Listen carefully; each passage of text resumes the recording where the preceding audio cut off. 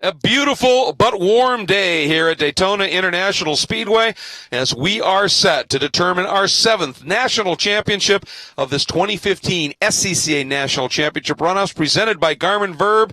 Our coverage of Formula 500 and the run to the medals brought to you by Mazda. I'm Greg Creamer, joined by Jeff Lepper, Hayward Wagner down in pit lane. And it has been a busy day today, Jeff. Lots more yet to come, obviously. But this one, Formula 500, these cars, man, they're short, small wheelbase, nimble. They're going to be fun and interesting up here on the long banking. And once they get into the twisty bits, they absolutely fly. And for a bit more on what we're going to see, let's check in on pit lane with Hayward Wagner. Guys, it has warmed up quite a bit as today has gone on. These Formula 5s are most of the ones at the front of the field are running bike motors. So we're going to have similar challenges to we had in P2 with heat management. But this is going to be a great race. We have some really interesting personalities here in the F5 field.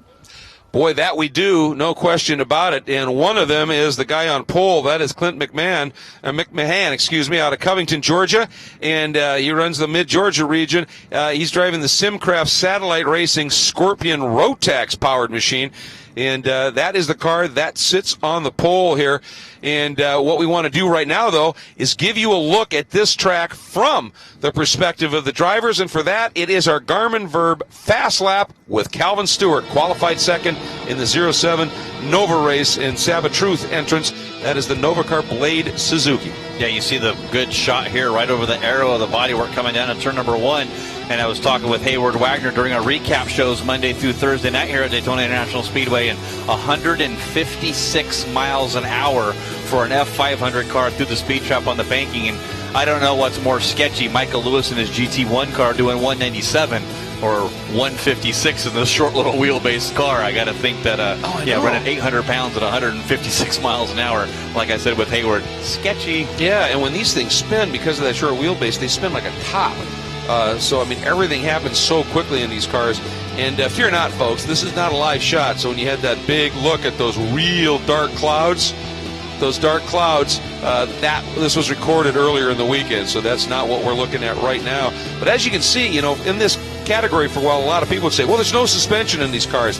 There's some. Yeah, there is. A great onboard here from that Garmin Verb. You can really see the wishbones and that upright going up and down. It's not a traditional wishbone suspension with a shock in the middle of it. It's more just like a rubber bushing or a rubber puck in there, and that sort of flexes it, moves up and down with that wishbone. You can really get a good onboard here, a shot of that as they come down through NASCAR turn number 2 into the bus stop there, trying to catch a little bit of a draft from the car in front of them. So I think each of our categories here, the draft plays a factor. You see the arrow that he has on the body here, the nose swoops down as he gets into the braking zone. Absolutely, and you can see here as they make that run now into the bus stop here. And again, this is that Garmin Verb Fast Lap, just to give you the perspective from the driver here up onto the banking once again. And you can see, obviously, that that suspension. Once you get into the banking on these cars, they don't make a ton of downforce, Jeff. So there's not massive compression here, is there? No, there's not. You really see it sort of levels that wishbone out, makes it perfectly straight. As these F500 cars were qualifying with the Formula V cars, I believe, as Formula F, I apologize, as they're coming down through the tri-oval and completes a lap with our Garmin Verb Fast Lap. Absolutely, that's Calvin Stewart, who we were riding with. He starts in the 2nd spot. And with that, let's check back in with Hayward. Formula 5 rolling off the grid. Clint McMahon, your pole sitter. If there is a driver at the runoffs who will go for a gap, it is Clint McMahon. These guys are driving right on the racing surface. Very limited suspension movement here. These cars don't use a traditional shock and spring. It's a urethane puck that's in the suspension system that compresses and releases. 156 miles an hour clocked on Monday qualifying in the Calvert Stewart car. This is going to be one heck of a race to watch. Boy, it is. And I'll tell you, the guy who qualified 4th, that is James WEIDA. He was the one who was favored by Sports Car Magazine to take the win here. Jack Walbrand, who was even farther back in the order, was the guy everybody thought might be in with a podium shot as well. He didn't qualify any better than 13th, so he's got some work to do. And Clint McMahon, he goes by Wiley sometimes as well, and I think it's because of his racecraft. He's that kind of a guy. Was also picked for a potential podium here. He did put it on pole, and an absolutely great run for him. He never has put that gold medal around his neck, so you know he is hungry, made hungrier still by the fact he's twice had silver medals draped around his neck, and the most recent last year at Mazda Raceway Laguna Seca. So if anything, this guy wants to get it done. Yeah, and unfortunately, just a heartbreak at Mazda Raceway Laguna Seca, where he actually had a broken suspension after the first lap and nursed that car to that second place finish. Can he keep it together here and get his first national championship in the F500 category? Yeah, and Cal Stewart kind of in the same boat. I mean, he had a third in 2001 at Mid-Ohio in this category. He was fourth last year, so he too has been dancing with those medals, but never been able to put that one in the bag here. And as you take a look at the grid going across the top of the screen, Matt Strand qualified third, Jeff. He is in his first runoffs competition, so a great run for him in that satellite racing Simcraft. That's the FDS Suzuki powered machine. Then WEIDA, who has a national championship, won it 2 years ago, 2013 at Road America in Formula 500. Also won in 2010, so sitting there with two of those on that. And then the June Sprints winner this year, which is really the prelude to the runoff, so to speak. If you can win the June Sprints and then get the runoffs and win your division to get that super sweep to make you super sweep eligible. So you see if Clint McMahon at peak power. And I like these cars because it's mostly the home-built chassis. You kind of tinker and engineer with these cars. They do have some purpose-built chassis as well, but it really leaves the door open for that home engineering on how you want to make it work. And you did mention super sweep eligible Jack Walbrand, who was the conference champ in not one but two divisions, Midwest and Southeastern. And he also he got that big win at NOLA, which was one of those qualifying events. So that's part of the story here. And you take a look at the chassis, and if it says Nova car, that tells you something. That's a machine that Brian Novak has had a hand in running, of course, who was the defending national champion, running Formula Atlantic this one, so it's going to be fun. Yeah, we'll see Brian Novak's son running that Formula Atlantic Championship with that brand new Honda motor, but it's all about Rotax and Suzuki's, it seems, here in this class. The motorcycle engines, of course, the Rotax, a snowmobile-based two-cylinder motor, and then, of course, Suzuki, a motorcycle-based engine. So different layouts, how this is going to play out. Will heat be a factor? Will the tires be a factor? We'll see how this plays out. They're out on NASCAR turn number 4 now. Yeah, in the modified pro snowcross classes, that's a Rotax engine that runs in the Ski-Doos. So that's what it's based on, and it generates some significant grunt. So this one should be fun. And we are now completing the pace lap. And, boy, they are right up behind that pace car, Jeff.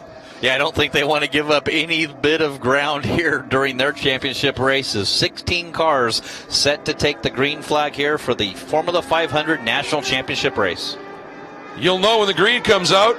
There's the scream. We are green. 14 laps to determine our national champion in Formula 500. And a nice move there by Stewart from the outside, Jeff. Sweeping in a big wiggle by McMahon. And that might open the door for Matt Strand to dive down underneath. But look at the counter move by McMahon to try. And he does, right back in front. It's sure these short little wheelbase cars can really put the car wherever they want on the track. Is down to the inside is Strand trying to make the move over Calvin Stewart. I don't think he's going to have the momentum on the outside, but will he? As Strand gets a little bit loose, now Stewart back into second. And coming up right behind now, making the move as well, I think is James WEIDA, who got a good run and trying to make it 3 abreast down there. I didn't want to say 3 WEIDA down through there, so tough deal here, but I'll tell you, the battling at the front already, and now making the move Strand does. Well, I was going to say does make it stick, but Calvin Stewart just able to keep that momentum alive so well around the outside, Jeff. Yeah, he's be able to put it right back here on the inside, coming up onto the oval. They're going to go side by side through here, but it's going to be, oh no, look at way wide there for Strand as he gets loose and then recovers great back to the inside. Well, I think that Stewart thought that that Strand might be coming across to clip him and open the wheel up a little bit and lift it. Boy, as I said, things happen fast. When the back end steps out on these cars, it's snap, isn't it? It really is. That short little wheelbase, it makes these things a handful. Just think about going over to your local indoor go-kart track and what it's like to run those cars and how snappy they are. Same thing here, but you're doing it at 150 miles an hour here on the oval. Well, and the problem, of course, is for Stewart and Strand, all of that little bit of juking and jiving has really allowed McMahon to go away. And Big problem there. That is the bus stop, and if you blow the bus stop, McMahon blew the bus stop, you've got to come to a stop, but he may have broken, actually, Jeff. Yeah, looks like something might be wrong there. He's got his hand up. He's on the exit of the bus stop. Wow. Looks like a mechanical failure for your leader before one lap. There he is. He's got damage there to the right front. Either that just broke, or did he maybe kiss the wall under braking for the bus stop? We were so focused on that battle for second. Yeah, I'm not sure what happens there. You get right up against the wall as close as you can, and if that rear end just snaps out a little bit, you make some contact with the wall. It could have put his day over, or just a mechanical failure. But look at the braking zone down here into turn number 1. Strand right to the outside and takes the lead over Calvin Stewart. Oh, it's just amazing. You can put these cars pretty much anywhere here.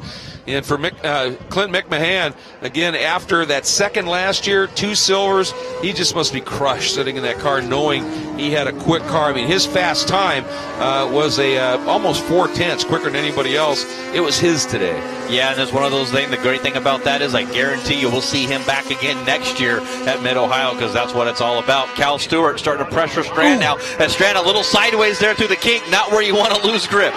Yeah, it almost looked like he clipped that little bit of curbing in there. And again, these cars, such a short wheelbase, anything that upsets them like that, you get those instant wiggles. Yeah, the instant wiggle, and it'll jerk the wheel right out of your hand. Talking to some of these drivers, you think that the last class we saw a little bit earlier today had some blisters on your hands. Wait till you see these guys when they get done driving, gripping these wheels and going back and forth and shifting to these cars.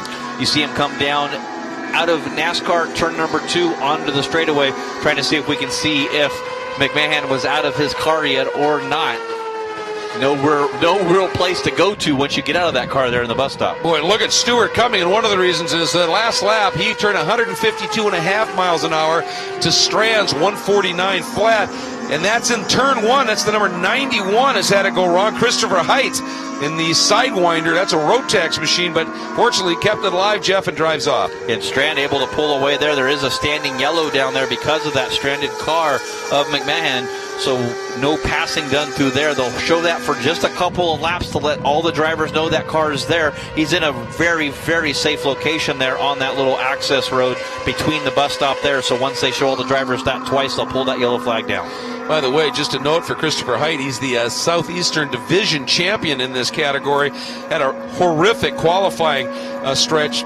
2 problems in the first 2 sessions, never even got out. The third one was real slow and was able to get it up. But now we've got a change for the lead and a change for the lead in the matter of, 30 feet. That's how quick it happens here in this category. And you can see Stewart has an amazing top end right now, but Strand definitely has the braking covered. Yeah, the kicker there, though, was that Cal was able to make that pass when he got around Strand before the stripe. So if he can stay with him in this position all race long, he'll have the advantage coming down to the checkered flag. So Strand able to get the pass back done in the braking zone of turn number 1, but Cal Stewart with a definite advantage on the straightaway. And watching here now, Stewart driving right up behind. And again, Strand able to just be able to hang on here as they work through now. That is the International Horseshoe now toward that kink. And in these cars, boy, it is, that was out of the West Horseshoe now up into turn 6 and back onto the banking as they come up here. And this is where Stewart just really is able to put it together. He got a great run out of 6, Jeff. He did, and I'm one of those that I don't think Stewart wants to be ahead of him, but you don't want to give it up either as he goes to the outside, going to slingshot around Strand. Now can Strand catch him back into that braking zone, into the bus stop? We'll see if Strand can close back up and catch a little bit of a draft, or is Cal Stewart with that top-end speed about 4 miles an hour quicker going to pull away? Boy, I'll tell you, that was a combination of Stewart's exit up onto the banking and then the draft he was able to pull. And now you can see, though, the minute they get into the braking zones and the transition, Strand comes alive, gets a great run out of the bus stop. Now he's close enough to really feel a tow. Maybe he can benefit from that top end here. We saw that last lap, 2 position changes here in about 50 feet. Here we go. Strand drops low. And see if this is going to play out for both of these drivers on who wants to be in the front. Stewart able to muscle by and keep ahead of Strand there, even though Strand tried to make that pass. So now can he hold it through the infield? If Stewart can keep it down and ahead of Strand and get into the braking zone, there goes Strand right on the outside. I'm wondering why Stewart is taking such a shallow entry in, because it means he's got to get in the brakes a lot sooner, and Strand just sweeps around the outside, even though Stewart on that lap just set fast lap of the race by 3/10 at a 2-minute 3.7. And boy, this is a good scrap here for fifth, led by Jeremy Morales. Yeah, Jake Bickle right behind him, and followed, it looks like, I believe that's the 58 car of Corey McLeod. Yeah, having a good scrap here. These throw the proverbial blanket over these guys here as they work out of turn one through the S's, and now into the international turn, and a big mover. Look by Jay Beckley down to the inside, and it got Morales to give up just a little bit in the corner. He thought he was going to come through and tag him, but not able to get the pass made, and Morales hangs on. But that really is, I think that has allowed McLeod to come right up into the battle here.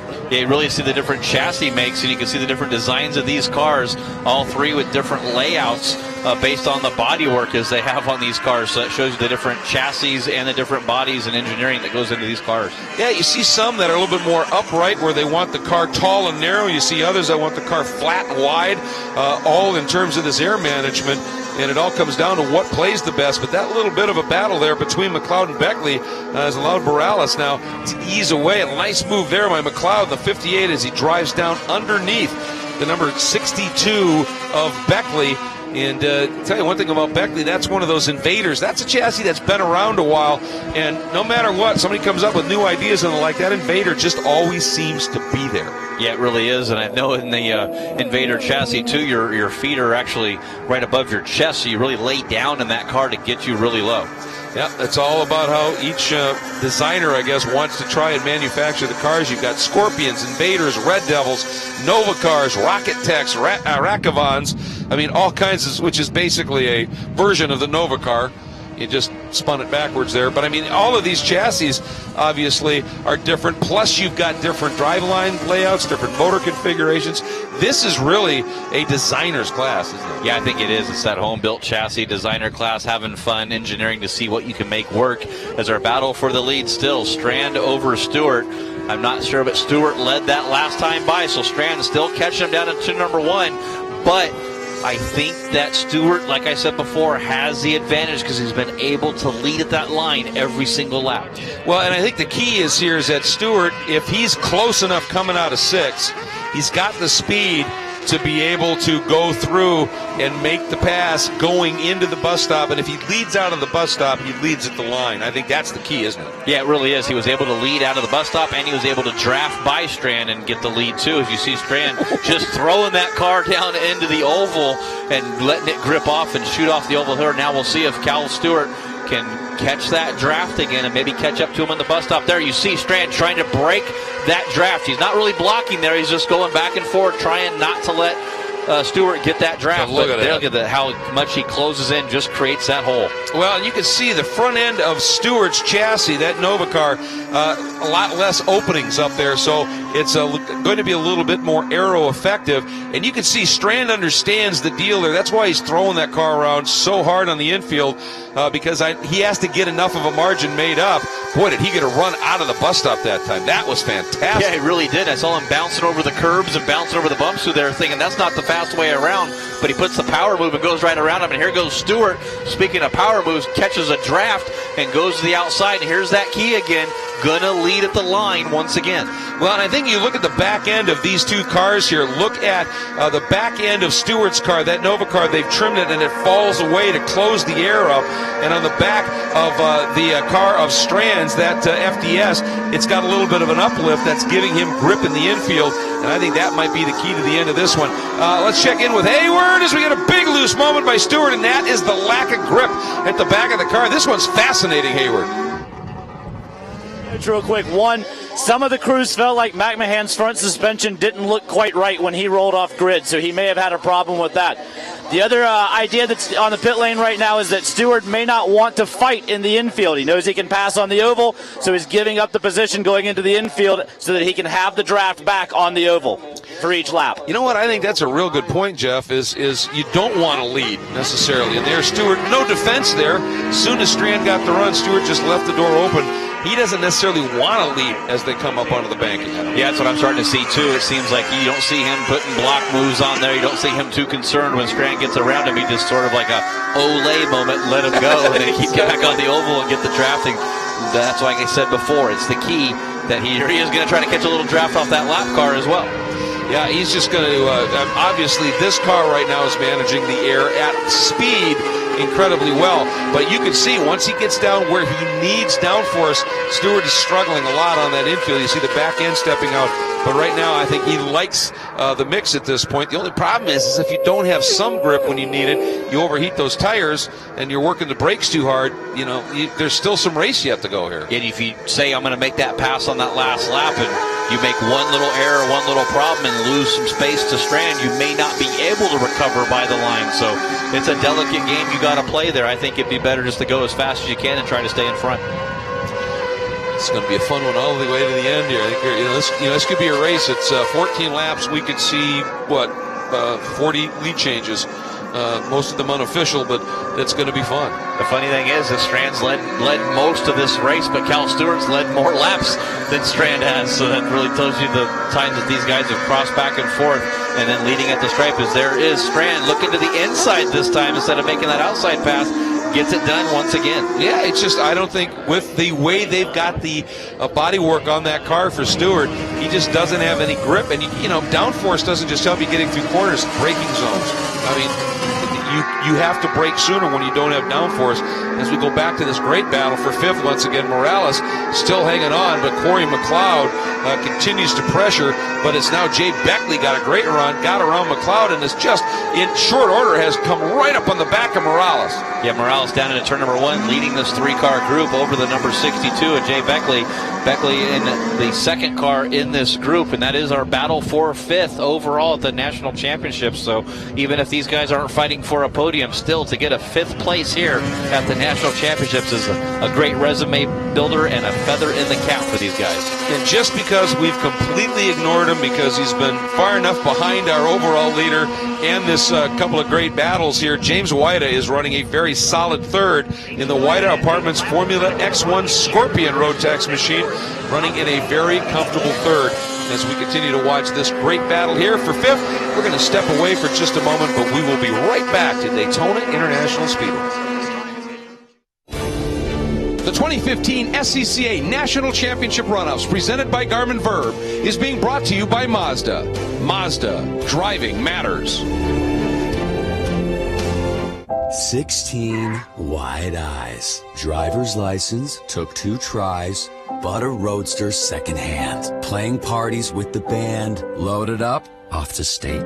Hijinks, tailgates, starter, midsize, family cruising. Now in the garage, something new reminds you of when you were you. It's time to face facts. You're a gearhead. You wish the freeway on-ramp was your personal racetrack. Well, buckle up, buddy, because the Sports Car Club of America wants you. With 40,000 members and events across the country, the SCCA has all the excitement you can handle. Dance the blacktop two-step with SCCA Solo. Get down and dirty with SCCA Rallycross. Or go wheel-to-wheel with SCCA Club Racing. Hit the track with the SCCA, where America's best drivers race.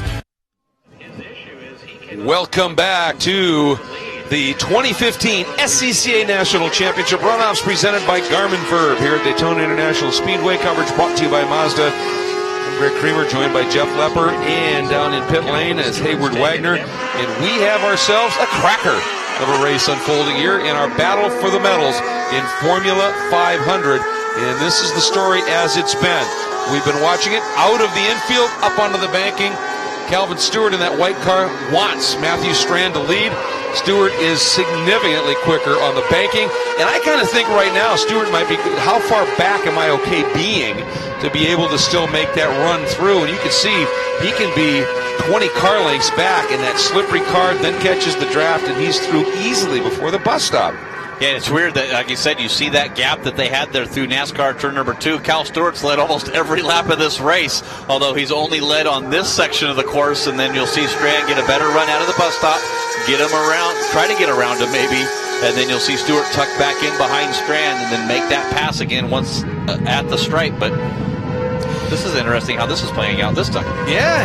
I think that Stewart needs to be a little bit careful here, because if he's back far enough, and if he can make that, he makes that pass as a late braking move down into the bus stop, we've been watching Strand. He's really fast through the bus stop, and if he fights it and comes through and there's contact, Stewart might end up off into the grass, and that could be a real issue for him. So I think that's what he's really exploring right now, is what can I do? And for the first time in a while here, Stewart has been able to lead under braking down into turn 1. Now, also remember, too, these are 10-inch wheels, so they have a very, very small brake disc on this. You don't want to overheat those brakes, so any one of these drivers, including Strand or Stewart, could overheat the brake rotors on these cars and then possibly have some brake fade, and that can throw your whole championship race away as well. And it's interesting there, isn't it? Every time you see Stewart, ooh, this is the first time we've seen a little bit of potential. Archie-Parchie. That was incredibly close. Now Strand comes through with aggression. But every time Strand makes the move, Calvin Stewart, you see him looking over his shoulder at him, and he just leaves a ton of room because he says, I don't need to fight him. If I get a run, I'm going to try and get back around him, but I'm not going to fight him when he comes up through because I know I've got top end. And the question is, we're seeing Strand, Jeff, just throw that car around down on the infield here. And that FDS Suzuki is so quick in the infield, but he's working it incredibly hard. That means on those brakes, working the tires hard, every component in there. Yeah, and of course, like you said, this is only a 10-inch wheel, so not a lot of rubber either on the track here. You don't want to overhate that, but you see Stewart just pull away. You'll see Strand try to close back in here in the bus stop, but I think this is going to play out for the next 6 laps. Well, that last time by when Strand actually was a little closer and could draft Stewart a little bit, he turned his fastest trap speed 153. He hadn't been up over 150 until that time through. So, they're playing the game here. And Strand, if he can stay close, he gets a little bit of a benefit. Boy, I'd like to get that nose up there and bend that back up just a little bit and get some drag on. I think that's what he's trying to do there, a little bump draft there through turn number 3. And you haven't seen that in the F500 class in a little while, but tucked right up on there. Yeah, and that's a good thing. That's a good point, too, is you got that drop body work on it, but underneath the car is a diffuser, and if you clock that, obviously you can damage the diffuser, then you get spill out of the diffuser, and the handling goes even farther adrift. Finally, we get a little time to spend talking about James WEIDA right now in that Scorpion Rotax entry. And Jeff, we were talking about it at the top of the show, a couple of gold medals for this guy. Most recent one, 2013, Road America in this class. A very, very good driver, qualified back in the 4th spot. And he's just been kind of lonely out there right now. Yeah, he really is. Sort of just driving around, hoping that maybe the 2 guys in front of him will have a problem, and he'll benefit from that. You never know what might happen. That's for sure. But doing a good job. Was also your Great Lakes Division champion in 2012 and 2013 in the F500 class. So a lot of stuff, a lot of success for that driver in the F500 class. Another driver we haven't talked much about either is Dave Lapham in that number 6. So Lapham back in 4th place, working his way just 1 place away from a podium. Yeah, he's one of those mega hungry guys. 3 times he's gotten the silver medal draped around his neck, but never that gold. And the last one, I think, was in '98 at Mid-Ohio in this category. So, yeah, he's a guy who'd like to step it up just a little bit. But right now, he just does not have the pace he needs to run with these guys at this stage, I don't think. Yeah, David actually beat my dad to a podium position at the SCCA Runoffs way back in, I think that was the late 80s, running in the Schroem Stock A category. So it was, I remember talking with Dave Lapham back then when I was a kid. Boy, look at this. Strand this time comes through, and as we'll be completing a lap 10 with 4 to go this time by, and he's got a pretty good margin. And there he is, now comfortably out in front. Now the question is for Calvin Stewart, is this just a test again as he's trying to see how far he can come back from? There was a little bit of traffic they were working there. May have just balked Stewart just a little bit. But look at that, from how far back with that top-end speed, he is just able to drive by at this point. Curious to see what we see for a top speed coming through that time. 155.3 by Stewart. That's the fastest time that he has turned. That's just ridiculously quick. It is, and like I told with HEYWARD WAGNER a little bit over earlier in our recap show, that's a little sketchy there on Monday. I can't. The small little wheelbase, 10-inch tires. You're seeing an inch off the ground, and you're doing 155 miles an hour through the oval. I got to think he's got a big smile on his face. Oh, you got to be loving it. But that is approaching sort of the insanity of the old supercar days here at Daytona, isn't it? Unbelievable. the speeds that these guys are running. But then again, under braking, you see Strand able to just use that little bit better stick on that car and come through. And you can see, when we get a close-up of the rear deck of that white 07, you can see that that rear bodywork just absolutely drops down right on top of that diffuser. There is absolutely no downforce being generated from the upper bodywork. It's all what little bit there is through that diffuser. It is being slippery. Yeah, very slippery. It falls right off, and that's really helping the aero. So where you do talk about the different cars and the different makes of cars when they're going through the oval here and how they set it up on the road course versus oval, it looks like Cal Stewart has the advantage on the oval versus the road course. And there, it looked like he was in a position he maybe could have made a move on it and just lifted a little bit to not find himself as Strand again, the back end rotating around right there as he just is throwing everything at this, as we are now going to complete lap 11 of 14. And once again, you see Strand, and it looks like there's no way that this margin can be run down here. And then suddenly Stewart, that slippery car, and he starts picking up the toe, and now it might just be a double toe as they come up on some lap traffic here. And here comes Stewart. Look at the closing rate that he has right now. He's swinging up way high. Boom. That would have, if that was the checker, that's, and I think that's what Stewart's doing, is studying right now. But then, because he has no downforce on the car, he's got to lift a lot sooner. And Strand goes through, and Strand just, he knows, I've got to gap him in this infield. Yeah, he really does. And I got to feel frustrated for Matthew Strand. He probably was like, I'm going to lead a lap. I'm finally going to lead a lap. And then right at the line, he got clipped again. Cal Stewart, like I said, has led almost every lap here. However, it's been Cal Stewart, the first one across the line. So it's just that little space on the thing, and that's what matters when you're racing for a national championship. Yep, be there at the finish. That's what counts. And here we go. So it'll be an interesting way to, so how was your national championship? Well, I led every lap, but I was actually second on the track for, almost 90% of the race. But you lead it where you need to lead it. And this is interesting here, just watching Calvin study a little bit at this stage. And again, boy, I tell you though, I am loving watching Matthew Strand. He knows what he has to do. He knows it may be near impossible, and he is giving it everything he can. He's a joy to watch that car control out there right now. And if he could just try to get a big enough gap to where Cal can't catch him, or possibly makes a mistake in the bus stop, he'll be able to stretch that lead around. But here comes Cal Stewart once again, and you'll see him let off a little bit before that bus stop, I think, just to stay in behind him. Well, I think what Strand needs to do is somehow get some traffic between himself and Stewart and have that traffic box Stewart a little bit. I mean, really, that's his play. And boy, he gets through that bus stop incredibly well. Now, he'll get through that traffic, but the problem is, if you don't do it on the infield or in the bus stop, as you pointed out, Jeff, this track's so wide with these little Formula 500 cars, there's tons of room for Stewart to find a way and just work by all that traffic. It's going to, I think, if there's any shot for Strand, it's going to come down to when he gets traffic. And here comes Stewart now, and as they come up on this clump of traffic, this might be one time where Stewart does not want to let Strand through, because if he can trap Strand behind the traffic, which is entirely possible here, this might be a little bit of a difference. But here comes Strand. He is coming with a huge head of speed down the inside of Stewart. That's one of the lap cars they've cleared.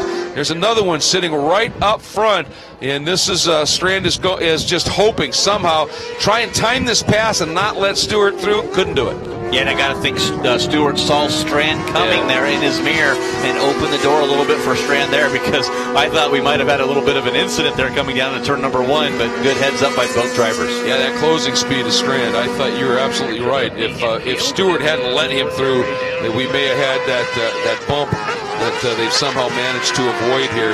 And Strand just diamonding these corners, trying to get that plant, get the power down a little bit sooner. And of course, Stewart with that arrow just trying to keep the flow going here through the infield as best he can. I sure like that old Super V air scoop on the side of that Formula 500 chassis car there. So got a good chance to see that coming down that little short chute between the west horseshoe and then onto the oval.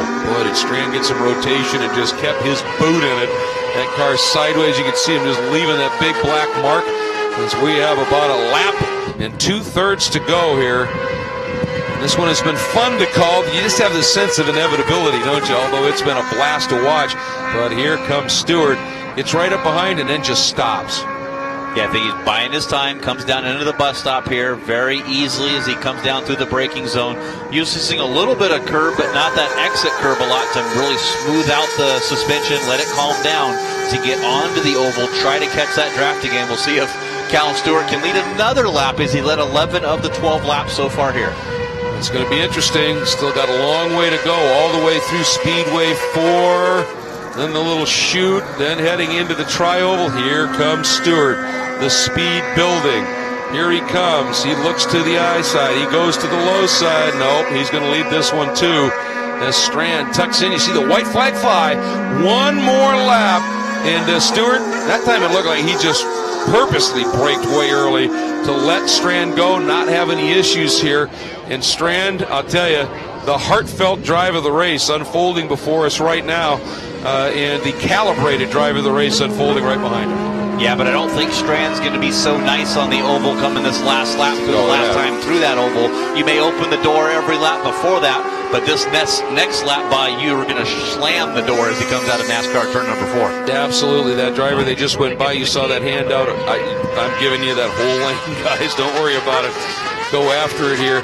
Now, this is into the West Horseshoe, and just keep an eye here. Watch what Strand does. It's just been fascinating how early he's picking up the throttle, and if the car steps out, it doesn't matter. Rotated, that time a little bit tighter, and maybe didn't scrub as much speed, and he gets a great run out. And Stewart, this time he's a ways back here on this final lap. And Strand, what if Strand has been playing a little bit too and actually had a little bit more in reserve here? And it's going to be interesting to see. Who knows? It may not just be Stewart that was, playing the study game here, Jeff. Yeah, Stewart's not on his back bumper yet, and I don't think he got a chance to utilize that draft coming into the bus stop. But there he starts to close that gap a little bit down into the bus stop. Going to make that left to back to the right, and it's one of those things. We know how this is going to play out. Strand way loose as he stabs it off into the grass. That's it, and that just killed. Now he got into that deep muck out there, and there's just, you could see it just drag the speed right out of that car. He had to try it. He had to throw everything he could at it, and now he drops low. He's forcing Stewart high, but can he tuck in behind Stewart now and maybe get a little bit of the draft here? This could be interesting. Let's see what happens. Stewart's got top end. I don't think Strand's going to be able to do it. Not enough, and Stewart will bring home the win, but it didn't go quite the way Stewart was envisioning, I don't think. And it was because Strand, too much speed into the bus stop trying to salvage something, and it almost messed up Calvin Stewart's plan. Yeah, he really had to. Strand had no choice but to get through that bus stop and try to get a little bit of a gap. But Cal Stewart played the strategy of this race perfectly and getting that national championship win. Here's a replay. Let's watch Strand as he eats a lot of that curb on the inside there, and the car just started to rotate to the next side, takes over a cam, and you saw the rear tires laying down some black stripes there through the exit of the bus stop. Yeah, absolutely. And then when he ran into that dirt, you could just see that just kind of sucked the speed right out of that car. But I think that suddenly concerned Stewart, because he came by and he came up on him. It was like, I've got to pass him. I can't lift because then I lose all that momentum. So he had to pass him, I think, a lot sooner than he wanted. I think Stewart was a little worried maybe about Strand being able to get some sort of a draft and stay with him. But that top end of Calvin Stewart's number 07 Novacar Blade Suzuki-powered F600 machine, I'll tell you, it was just too much. And I think it was probably a little less outright power than it was aero. That car, that is one trimmed-out machine. That's a Daytona special right there. It really is, and he earns his first career Runoffs championship gold medal. Congratulations to Cal Stewart. Yep, a third in 2001, his only previous medal. And he has, that fist has not been unclenched this entire lap yet as he is celebrating. He's had thirds, he's had fourths, he's always had speed, but it finally comes good, and with a very trick piece of kit, as they say. He's had mechanical failures, crashes, not able to get the laps completed. Finally puts it together here, and it's strategy on the body work, on how they made the aero of this car, strategy on how he drove this race that got him the win here at Daytona International Speedway. Yep. And I mean, a large chunk of that race, I think, was he was just studying. What kind of options do I have? I know I've got top end. How far back can I be? Where do I need to have that car placed? You flip-flop it for Matthew Strand It was a flat-out exercise. The man was absolutely on it. And like I said, I think Strand was, going, the only thing I can do here is drive the wheels off this thing and hope, because it's straight up here. I'm not going to win this thing.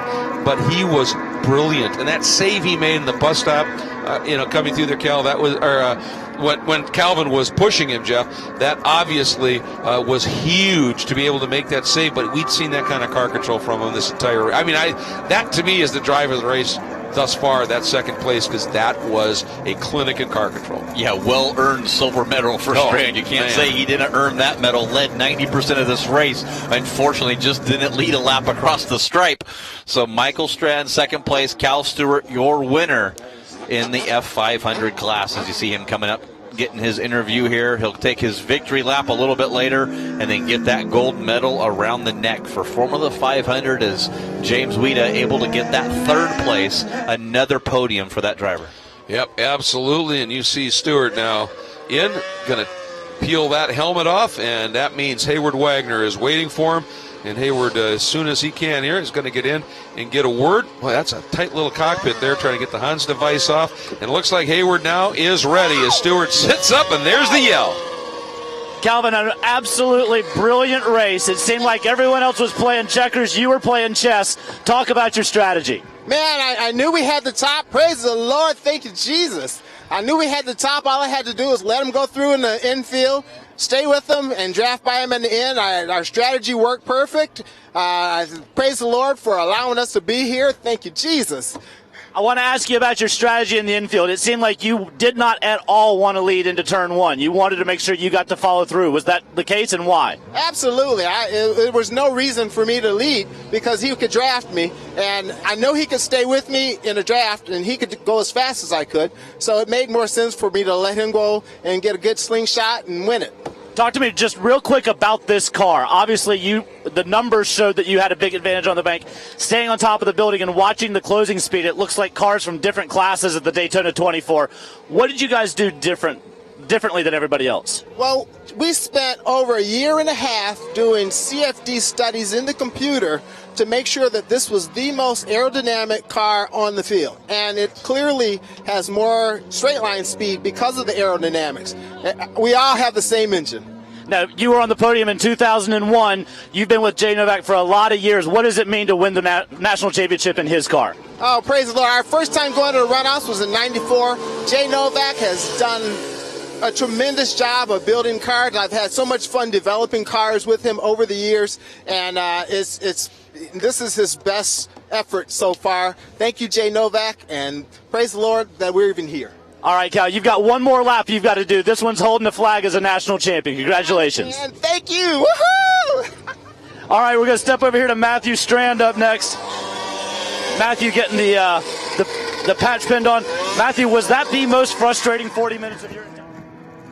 Yeah, that was pretty rough. I mean, we knew coming into it that car is just a bullet in a straight line. So, I mean, there on the last lap, I had one choice. It was either lifting the bus stop or just hand him the checkered. So I just kept my foot flat and hope it would stick. And just that close. That close. I might have the run. The guys calling in the booth really talked about your turn 6 a lot, moving the car around a lot on the entry of the corner so you could get the better launch. Did you feel like if you could make enough of a gap there that you could hold him off, or was this just strictly you were going to sit in his sights the whole time? Well, that was actually something I figured out. I got one of my sponsors here, Simcraft, and they have their simulator in our pit. And I did a lot of laps with them over the week, and that was just a line that I found worked for this car. Pretty much all I could do was just maximize my exit speed through the infield and try to get away from him. It just didn't work. Well, a great drive. Congratulations on a second-place finish here at the SCCA Runoffs. We got one more driver we need to talk to. This is James WEIDA. If I can get a word with James just real quick, guys. James, did you have any vision for what was going on in front of you during this race? I brought a knife to a gunfight, that's for sure. Yellow car was hustling it and had probably a 10-car length lead coming out of 6, and Calvin would just motor by him. I mean, it was like he was running with a huge horsepower motor. I mean, unbelievable. How much were you hoping that those two guys would have a moment of indiscretion and leave you an opportunity? That was the only chance I had. I mean, I was just watching their whole race. I mean, I didn't have anybody really to race with, and that's about all I could hope for was them make contact and I get by. Well, congratulations to you on a podium finish here at the Runoffs. You're running the old 500 motor, correct? So the top of the Rotax finishers here at the SCCA National Championship Runoffs, presented by Garmin Verb. Guys, our top 2 finishers here in Formula 5, one of them spent time on the computer designing the car, the other spent time in the simulator learning the course, and I think that showed up in their driving today. In a low-tech class in technicality. Well, not anymore when you're doing carbon fluid dynamics on the computer to design your body for Daytona International Speedway. That shows you the link that some of these guys will do to win a national championship. Let's take a look at those results here. Calvin Stewart, Strand, and WEIDA. That is your podium. Dave Lapham, again, a solid 4th-place finish for another very experienced driver. And Jeremy Morales was under attack that entire race and somehow was able to hang on to that 5th-place finish over McLeod. Strait, Napier, Walbrand fought his way up into the 9th spot, and Ted Simmons completing the top 10 at this point. And I'll tell you what, a fascinating study of different approaches, obviously, here. And Calvin, he needs to learn to cheer up. That was a fun winner's interview, wasn't it? I think he's waited so long to try to get this championship. 21 years since his first runoffs. He finally gets it done, and you see how excited he is. I don't think he's going to stop. I think this next races are going to have to wait because he's going to just keep doing lap after lap here. And here's what happened. The pole sitter, though, we really haven't talked about him. Clint McMahon, he had a great lap during qualifying, Jeff, and who knows what may have happened there. That was the first of some magical saves by Mr. Strand, but here was the real story of the race. Yeah, it really was. Cal Stewart able to work that draft and the aerodynamics that they built into the body of this car working to the advantage. And there was Strand, said he had to go flat through the bus stop was his only hope, and he missed it by that much. Yes, indeed. And that was the margin of victory at the end, and that is the man who clinched the Formula 500 championship, his first, after coming so close so many times. So a tremendous day of execution for Calvin Stewart. But again, if there is a Drive of the Event award, my candidate so far has to go to Matthew Strand. That was a clinic, an exercise in car control. Absolutely a joy to watch. What a battle here in Formula 500. What a joy to be able to call it here at the SCCA Runoffs, presented by Garmin Verb and brought to you by Mazda.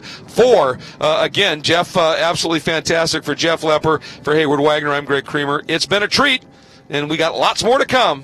We'll see you next time. The 2015 SCCA National Championship Runoffs, presented by Garmin Verb, is being brought to you by Mazda. Mazda, driving matters. 16 wide eyes. Driver's license, took 2 tries, bought a Roadster secondhand. Playing parties with the band, loaded up, off to state. Hijinks, tailgates, starter, midsize, family cruising. Now in the garage, something new reminds you of when you were you. It's time to face facts. You're a gearhead. You wish the freeway on-ramp was your personal racetrack. Well, buckle up, buddy, because the Sports Car Club of America wants you. With 40,000 members and events across the country, the SCCA has all the excitement you can handle. Dance the blacktop two-step with SCCA Solo. Get down and dirty with SCCA Rallycross. Or go wheel-to-wheel with SCCA Club Racing. Hit the track with the SCCA, where America's best drivers race.